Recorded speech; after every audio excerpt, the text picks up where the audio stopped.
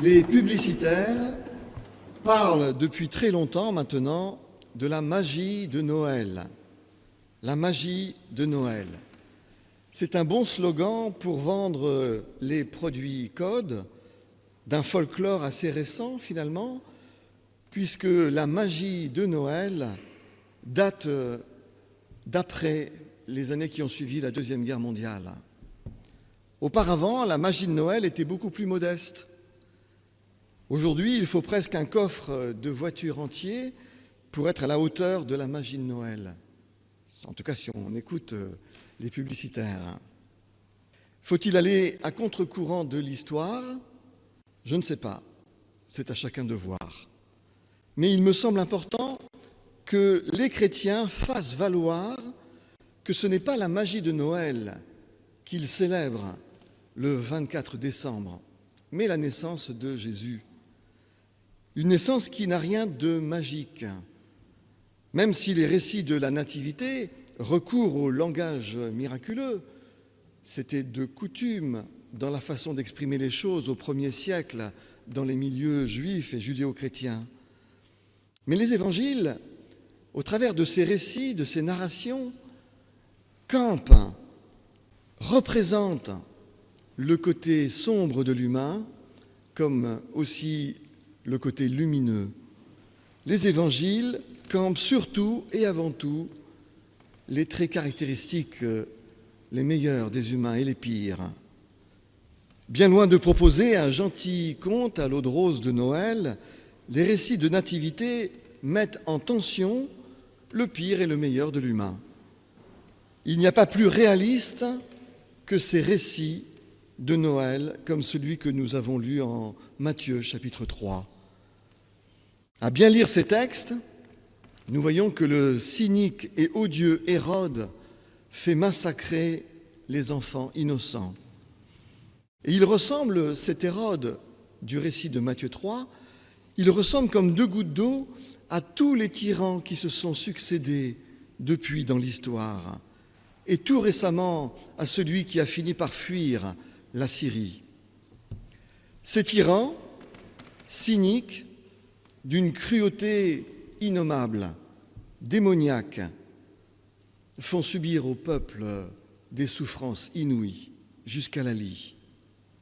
Hérode, non pas Hérode le Grand, mais Hérode l'Horrible, ou le Grand dans l'horreur, mais aussi ses lieutenants, parce qu'il faut bien avoir des lieutenants pour exercer la tyrannie, des lieutenants, des recours, des ressources, sans conscience, sans humanité. Leur peur de déplaire au chef et d'être supprimés, cette peur qui fait le lien à tous les rouages de tous les appareils démoniaques, de toutes les machines infernales de domination, la peur qui paralyse les meilleures volontés. Oui, il n'y a rien de plus actuel que ce récit de Matthieu 3 qui nous décrit la tyrannie d'un monstre qui a mis en place un système de répression incroyable. Rien de plus actuel. Mais malgré la peur, malgré la terreur, les récits de nativité parlent aussi de courage et de grandeur d'âme. Le courage et la grandeur d'âme de Joseph, qui prend sous son aile Marie, qui devient son protecteur. Le courage et la grande âme des personnes qui apportent leur aide aux jeunes couples errants dans Bethléem. Le courage et la grandeur d'âme des bergers venus soutenir la jeune famille et pourvoir à ses besoins. Le courage et la grandeur d'âme de ces dignitaires venus d'Orient qui bravent les manœuvres d'Hérode et déjouent ses pièges.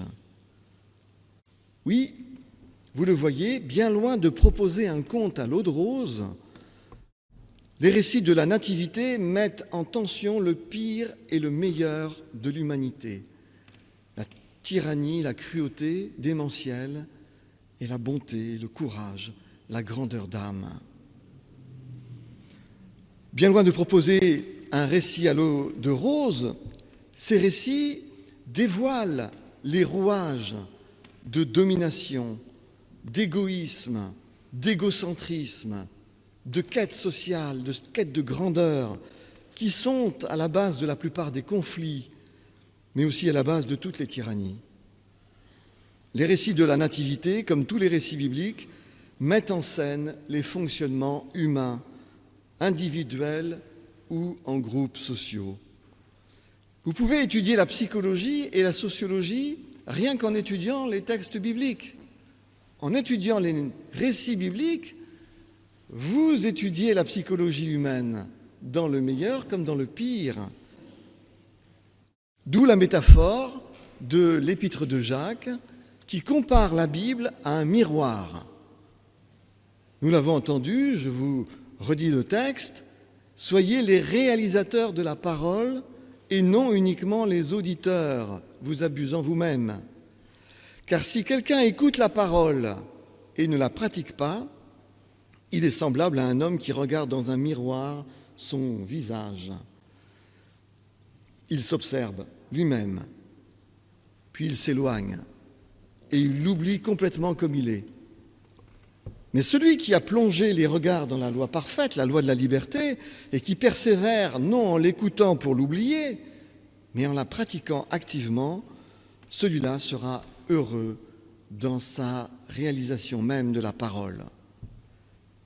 Si quelqu'un pense être religieux, écrit Jacques, sans tenir sa langue en bride, mais en trompant son cœur, la religion de cet humain est vaine. La religion pure et sans tache devant Dieu consiste à visiter les orphelins, les veuves, dans leur affliction, et à se garder des souillures du monde. Les récits bibliques ne cherchent pas à nous culpabiliser, mais ils dévoilent les bons et les mauvais côtés de l'être humain, sa grandeur comme sa tyrannie, parfois démentielle. Ces récits visent notre édification et notre sanctification, dit l'apôtre Paul. Ce que Dieu veut, écrit-il aux Thessaloniciens, c'est votre sanctification. Et on a un peu oublié aujourd'hui dans les églises protestantes ce terme sanctification. On le trouve même assez désuet. Sanctification, on sait depuis longtemps qu'on n'arrive pas à être des saints et que celui qui fait l'ange, en général, fait la bête. Mais ce n'est pas une raison pour autant pour laisser cette exhortation de Paul, mais finalement de tout le Nouveau Testament, de toute la Bible. Ce que Dieu veut, c'est notre sanctification.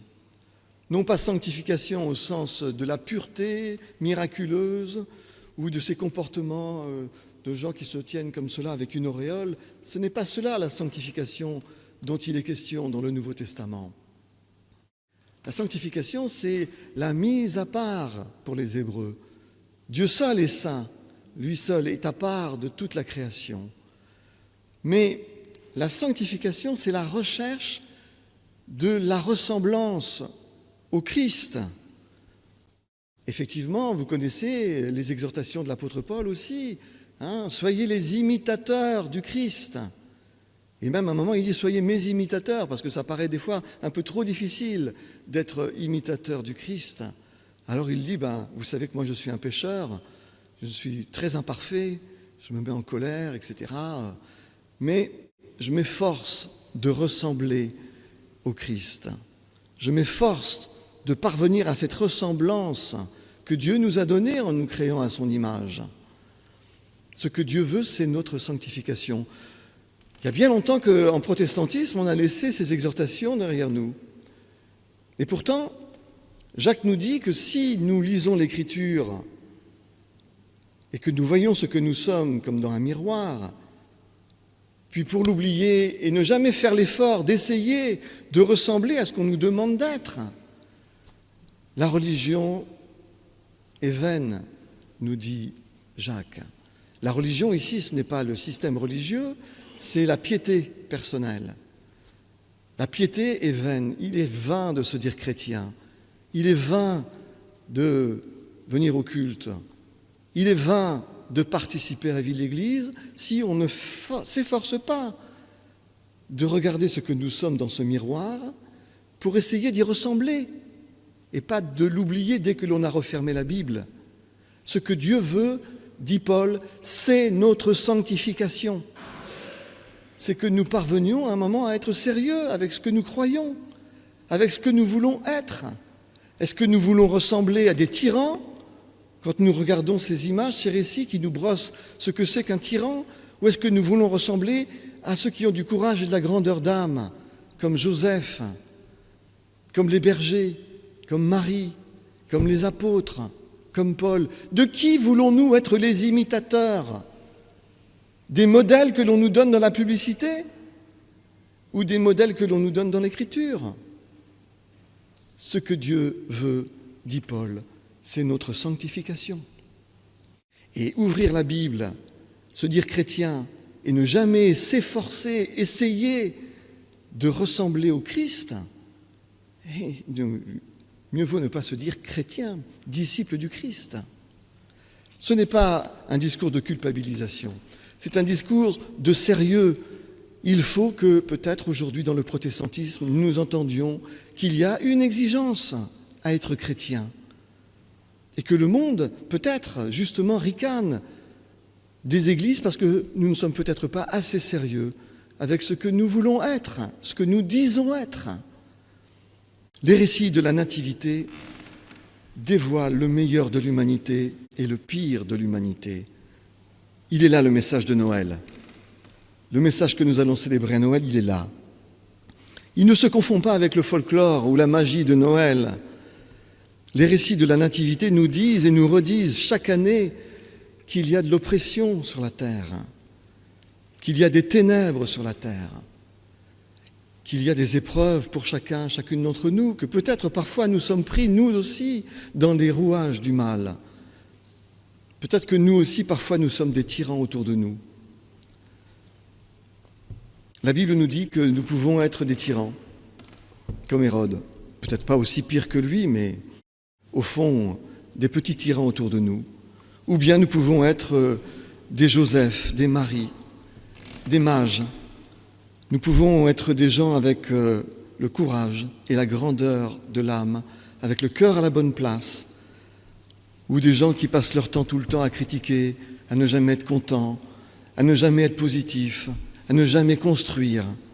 Qu'est-ce que nous voulons être? À qui voulons-nous ressembler? Les récits de Noël nous rappellent et nous invitent à entrer dans la catégorie des Joseph, des Marie, des mages, des bergers. Distinguer dans la Bible les bons et les mauvais comportements, ce n'est pas pour les oublier ensuite, mais c'est pour essayer de rejeter les mauvais comportements et d'adopter les bons comportements. Ce que Dieu veut, c'est notre sanctification. J'en suis loin, vous en êtes loin, mais essayons ensemble, peut-être, de nous exhorter afin que nous puissions nous améliorer. Il est peut-être là le message de Noël pour nous. Amen.